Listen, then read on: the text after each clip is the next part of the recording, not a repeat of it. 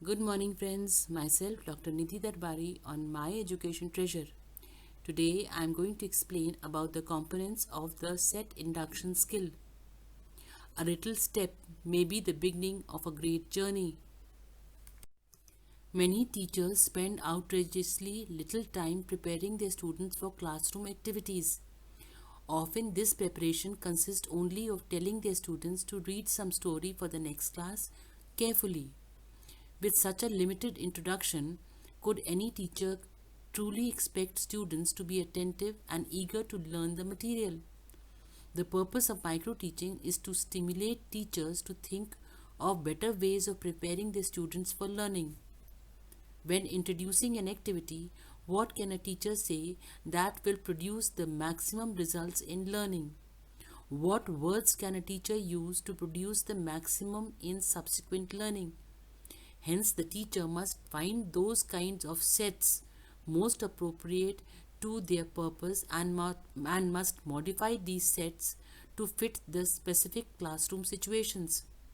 The set focuses students' attention on some familiar person, object, event, condition, or idea. The established set functions as a point of reference around which the students and the teachers communicate. The teacher uses this point of reference as a link between familiar and new or difficult material. Furthermore, an effective set encourages students' interest and involvement in the main body of the lesson. The establishment of a set usually occurs at the beginning of a class period, but it may occur during the session. Set induction is also used to build continuity from lesson to lesson and from unit to unit. A set has been defined as a temporary but often recurrent condition of a person that orients him towards certain environmental stimuli or events rather than towards others, selectively sensitizing him for apprehending them and facilitates certain activities rather than others. It is a mental state of readiness. Exactly what will be discussed? What points should they consider as they read? What should be the focus while they read? How should they use previously learned material? Should they study facts or principles? Should they compare? Should they contrast, or should they neither? The teacher could take a completely different approach to the Constitution. A different set, one more likely to motivate the students, might be something like the following. Suppose you were setting up a colony on a distant planet. Since this colony will be self-governing, the colonists have to draw some of the rules for governing themselves. For tonight, I want each of you to pretend that you are a colonist on that planet and that tomorrow you will begin discussion to draw up some sort of constitution. Think about who will do the ruling, how the ruler will be chosen, and what kinds of rights each individual will be guaranteed. Also consider what the colony will do when its population expands to over 1 million people. Each one of you should answer these questions and be prepared to discuss them tomorrow. After spending a subsequent class period discussing these and related questions, the teacher could assign appropriate reading and conduct discussions about the problems that confronted the Constitution. The teacher would have established a sufficient set, one that both stimulated the students and prepared them for learning activity. The success of teaching learning process depends upon the teacher's introduction of the lesson. It is the first step of teaching interactive phase because as the introduction of the lesson as will be the teaching.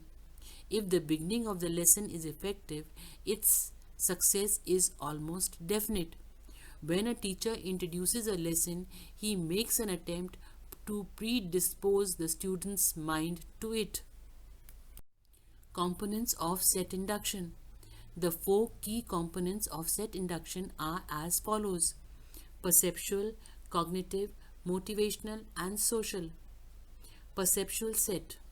Perceptual refers to initial or first impressions and their impact on the perceiver. The initial perception received in social situations undoubtedly influence the expectations of participants. If perceptions are positive, then favorable outcomes should occur. If not, then the opposite may apply.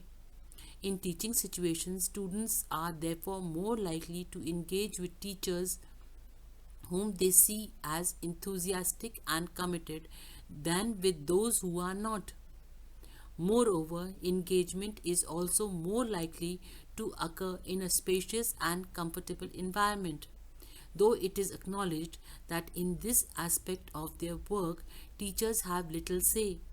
When an individual enters a room for the first time, the layout of the tables, chairs, and other furnishings is translated into a set of expectations about the format of the interactions to follow.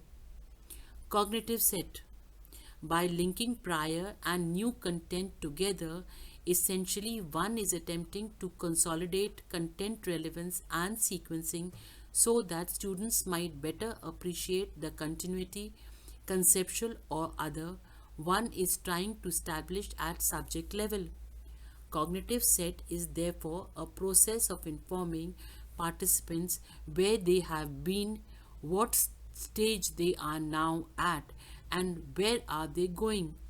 This involves five components, namely providing prior instructions, reviewing previous information, ascertaining expectations, outlining functions, and goal setting. This set recognizes the need for structure and underlines the importance of mentally preparing the individual to assimilate new content and new experiences. In the context of student centered learning and teaching, the following strategies would emanate from this set: clearly setting out learning outcomes and content sequencing, explaining the relationship between prior and new learning, explaining expectations and how learning outcomes are to be met, asking students if they have any additional expectations, incorporating these into teaching.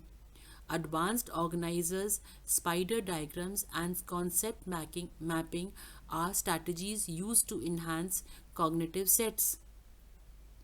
Motivational set. Motivating sets catch the student's attention, arouses curiosity, poses interesting questions, use dramatic appeal, create a need or interest, induces an effective or emotional response. The way individuals perceive and assimilate information is affected by their initial motivation to attend. If therefore students are immediately attracted by the manner in which a topic is introduced, for example, the enthusiasm of the teacher, his or her opening strategy, or emphasis on relevance and enjoyment, then attention and motivation should increase automatically. Race has identified five factors of successful learning: intrinsic motivation, an inner desire or wanting to learn, need to learn, take, taking ownership, learning by doing, experiential learning, learning through feedback or praise and confirmation, making sense of things or digesting. Motivational set is enhanced through effective stimulus variation, including novel stimuli such as audio-visual or multi-sensory media, and intriguing problem, that is case histories, problem solving. A provocative but insensitive statement: did you know that 80% of students? Behavior change, for example, student teaching each other, teacher working in groups with students, teacher engaging in role play, behaviors that might not usually happen. Social set. Social set creates an environment in which others are helped to feel at ease and are valued. A warm greeting, pleasant exchanges, or humor all serve to humanize the encounter and often facilitate achievement of the core task objectives. Without social set, all the other sets may become irrelevant. When to induce a set induction? Sets are used before any new activity, from introduction of a new concept to giving homework. It is important in each set both to create clarity about what is expected or happens, both what the teacher will do and what they should do, and to create motivation for this to occur, with students being fully engaged in learning. Set should be as follows: at the start of the lesson, at the start of a new stage in the lesson content, when changing to a new idea in a lesson, or at the lesson development, before a discussion, before a question and answer period, when assigning homework, before hearing a group or panel discussion.